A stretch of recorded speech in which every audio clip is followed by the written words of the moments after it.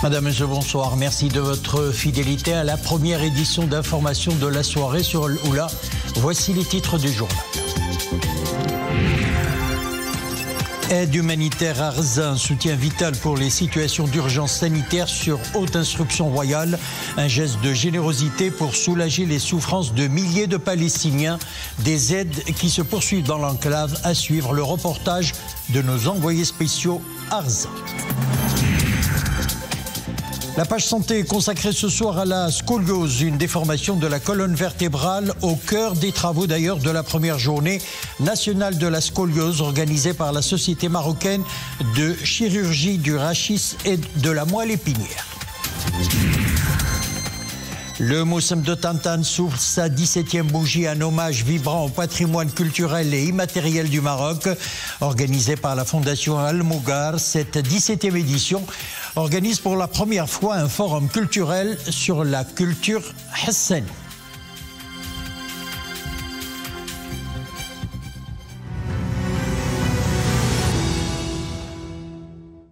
L'aide médicale acheminée aux populations palestiniennes de Gaza sur haute instruction de Sa Majesté le roi Mohammed VI, président du comité Al-Quds, se poursuit. Une aide qui arrive à un moment critique où les quelques hôpitaux encore en service dans l'enclave souffrent d'un manque criant de produits médicaux et de médicaments. Le Croissant Rouge palestinien a procédé à leur distribution dans une première étape au niveau de l'hôpital Al-Amal à Khan Younes. Sur place, nous retrouvons nos envoyés spéciaux Rachid Latabi, Fouad Lahrache, Qaïs Mohsin, Youssef Mziani, avec le commentaire de Sofia Fagroud. Dans cet entrepôt du Croissant Rouge palestinien à Khan Younes, dans le sud de la bande de Gaza, des agents déballent le contenu des lots. Chaque dispositif médical sera classé pour être ensuite envoyé vers les centres de santé encore en activité. L'aide est d'autant plus précieuse que les médicaments et le matériel se font rares dans l'enclave palestinienne. Notre équipe est occupée au dépouillement du matériel médical en catégorie. Ils seront utilisés dans les centres médicaux qui dépendent du Croissant Rouge palestinien dans l'ensemble du territoire. Ils seront également envoyés à des structures dépendant du ministère de la Santé. 40 tonnes de matériel médical, c'est une quantité très importante pour un territoire qui souffre d'une pénurie de ces produits, notamment chirurgicaux. Dans ce lot envoyé depuis le Maroc, justement, des dispositifs pour la prise en charge des brûlures et des urgences chirurgicales et traumatologiques, ainsi que des médicaments de première nécessité notamment. Des produits médicaux dont la bande de Gaza a tant besoin, acheminés sur hautes instructions de Sa Majesté le roi Mohammed VI. Une opération d'une grande envergure qui sauvera certainement des vies. Les médicaments manquent ici. Dès qu'ils ont reçu ce lot de médicaments, ils nous en ont donné. Merci au Maroc et aux souverains pour leur soutien et leur aide. Nous sommes venus plusieurs fois pour le traitement de mon fils, mais les médicaments étaient en rupture de stock. Nous avons entendu qu'un lot de médicaments était arrivé du Maroc et nous sommes venus, on a pu récupérer le traitement. Aujourd'hui encore, le Maroc prouve son soutien au peuple palestinien et à sa cause. Ceci prouve nos liens fraternels. Nous remercions les Marocains, leur gouvernement et Sa Majesté le roi Mohammed VI. Le déploiement de l'opération humanitaire d'aide médicale destinée à la population de Gaza s'inscrit dans la continuité de l'engagement royal immuable et permanent en faveur du peuple palestinien. Cette initiative intervient quelques mois seulement après l'opération humanitaire inédite menée par le Royaume pendant le mois de Ramadan. C'était d'ailleurs la première percée humanitaire par voie terrestre dans la bande de Gaza sous blocus. Pour nous en parler ce soir sur le plateau, Amin Sossé Alaoui, géopolitologue, chercheur à l'université Ibn Tufayl.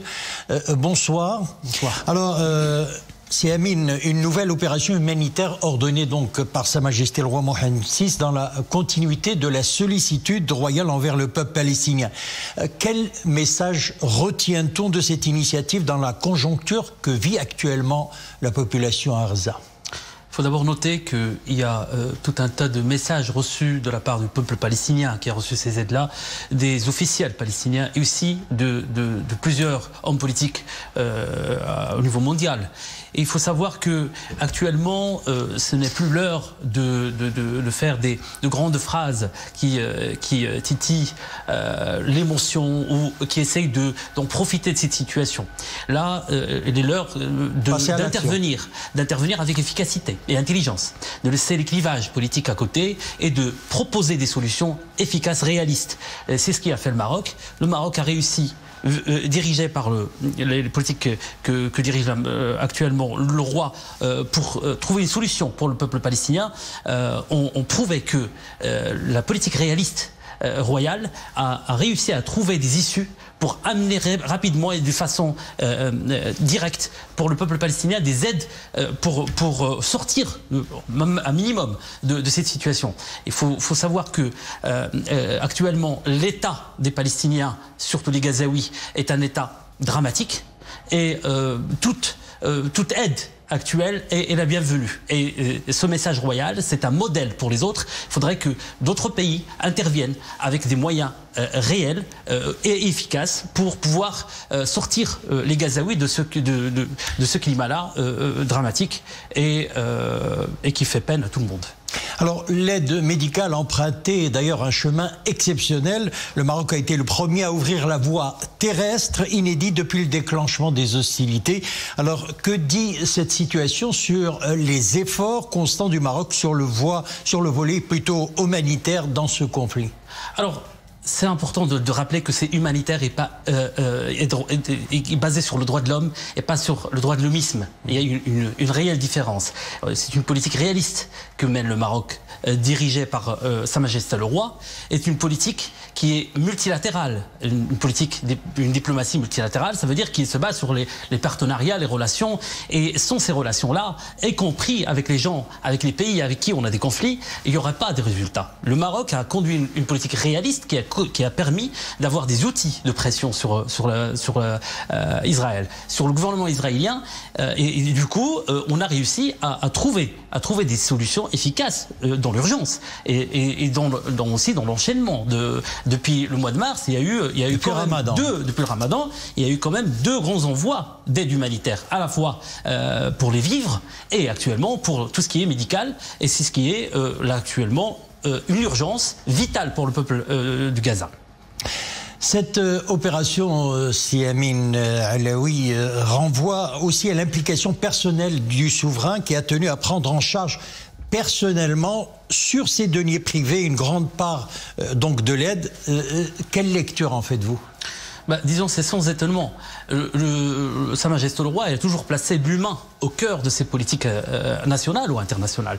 La politique royale, que ça soit en diplomatie ou dans la gouvernance en général, est basée sur l'humanisme, c'est-à-dire de placer l'humain dans toutes ses problématiques et ses besoins dans toute politique internationale. Donc ce qui se passe actuellement prouve encore une fois de plus que l'humanisme, il pourrait se placer au cœur de la politique et qu'ils sont pas contradictoires. Et l'humain n'est pas qu'un sujet d'opportunisme et de propagande politique. Il est aussi, il peut être une réelle politique d'État, et c'est le modèle marocain qui réussit à le prouver sur le terrain. Actuellement, aucun autre pays n'a réussi à amener des médicaments par une voie terrestre. La preuve que le Maroc, quand il a placé l'humain au cœur de sa politique, il a réussi à le faire avec efficacité. C'est ce qu'on voit. Et du coup, il y a la gratitude de toutes parts et surtout du peuple palestinien. Monsieur Amin Soussi Alaoui, merci d'avoir été notre invité ce soir. Je rappelle, vous êtes géopolitologue, chercheur à l'université Ibn Tufayl. Merci.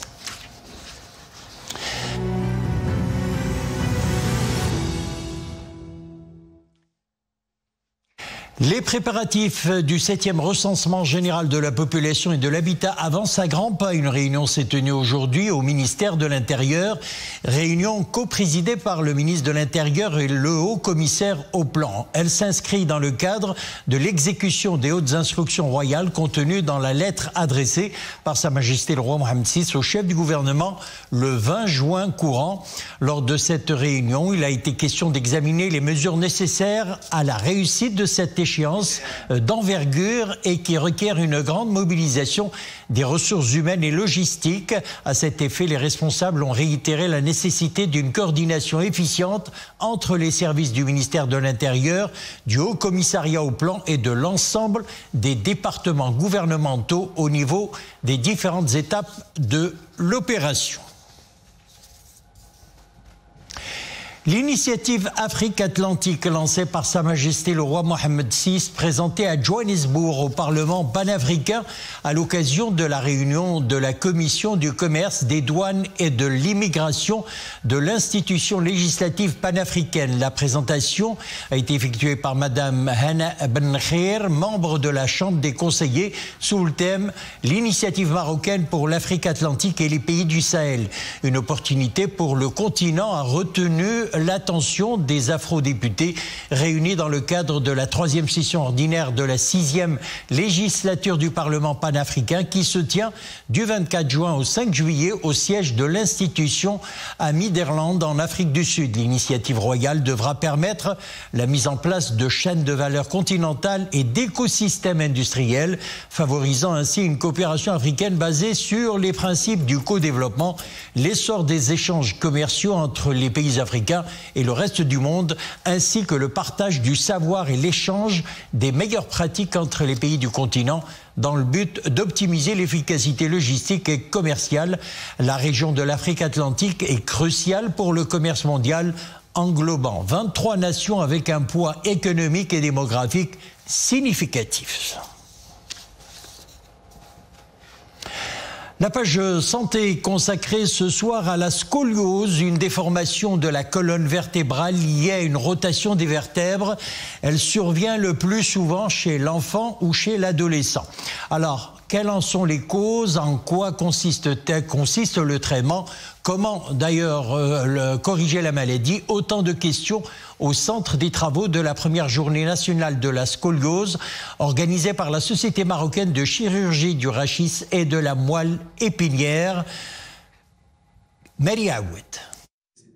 C'est un pléthore de médecins marocains et chinois, pour la plupart des neurochirurgiens, des rhumatologues et des psychiatres, qui ont échangé leur expertise médicale à propos de l'une des pathologies les plus fréquentes durant l'enfance et l'adolescence.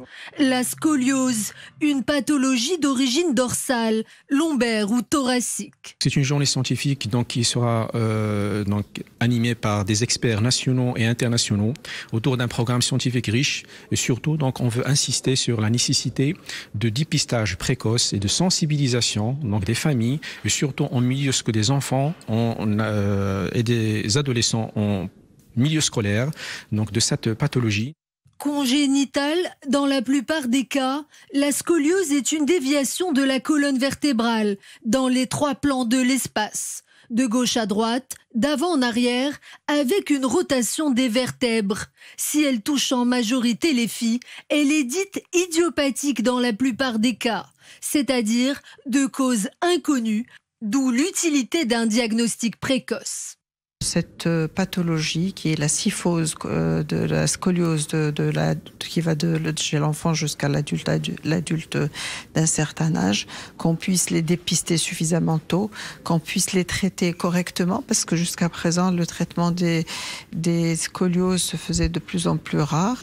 Dans les cas les plus difficiles, dès lors que la gibbosité est très douloureuse, inesthétique ou qu'elle nécessite le port d'un corset, la microchirurgie est une solution thérapeutique efficace pour retrouver une mobilité quasi complète. On est là pour discuter de la faisabilité de certains cas difficiles avec l'expérience d'un chirurgien orthopédiste qui a fait plus de 13 000 cas. Si la scoliose et la kyphose sont des pathologies de l'enfance et qu'elles évoluent généralement jusqu'à la maturation osseuse, c'est-à-dire jusqu'à l'âge adulte, il n'empêche que des solutions existent pour corriger avant qu'il ne soit trop tard le glissement des vertèbres et renforcer la musculature osseuse.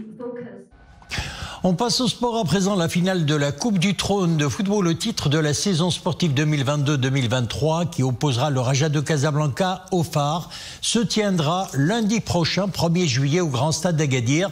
C'est ce qu'annonce la Fédération royale marocaine de football. Le Raja de Casablanca a décroché son billet pour la finale en battant le Mouloudia d'Oujda 4-3, tandis que les Phares se sont qualifiés aux dépens du Maghreb de Fès 2-0.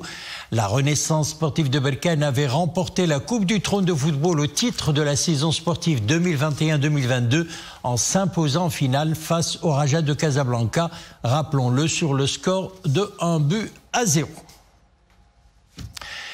Les judokas Soumiya Iraoui, 52 kg, moins de 52 kg, et Abdelrahman Boushita, sous moins de 66 kilos, assurent leur qualification pour les Jeux Olympiques de Paris 2024. Le Maroc est qualifié aux Jeux Olympiques de Paris 2024 dans 18 disciplines sportives, l'athlétisme, l'aviron, la boxe, le breakdance, le canoë-kayak, le cyclisme, l'escrime, le football, la lutte, le surf, le taekwondo, le tir sportif, qualifié également pour le triathlon, les sports équestres, le beach volley, le skateboard, le golf et le judo.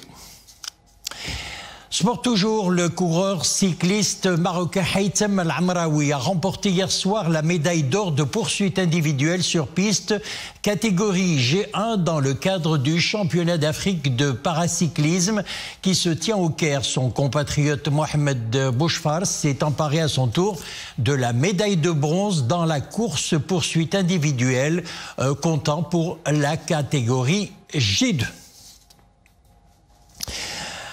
Le Moussem de Tantan souffle sa 17e bougie organisée par la fondation Al-Mougar, placée sous le patronage de Sa Majesté le roi Mohamed VI, sous le thème 20 ans de sauvegarde et de développement humain. La cérémonie d'ouverture a été marquée par l'inauguration des tentes thématiques marocaines et émiraties installées sur la place de la paix et de la tolérance. Des courses de dromadaires et des spectacles de Tchbourida ont également été présentés lors de cette cérémonie. Cette 17e édition met en lumière l'héritage vivant de la région avec une immersion dans la culture nomade à travers des soirées de poésie, de Tchbourida, des courses de dromadaires ainsi que des spectacles de chant et de danse traditionnels. Il a été procédé également à l'inauguration de la 5e exposition d'art plastique organisée par l'association des Amis du musée de Tantan sous le signe Couleurs d'Afrique. Au programme également, et pour la première fois, l'organisation d'un forum culturel sur la culture hassani avec la participation d'experts de plusieurs pays.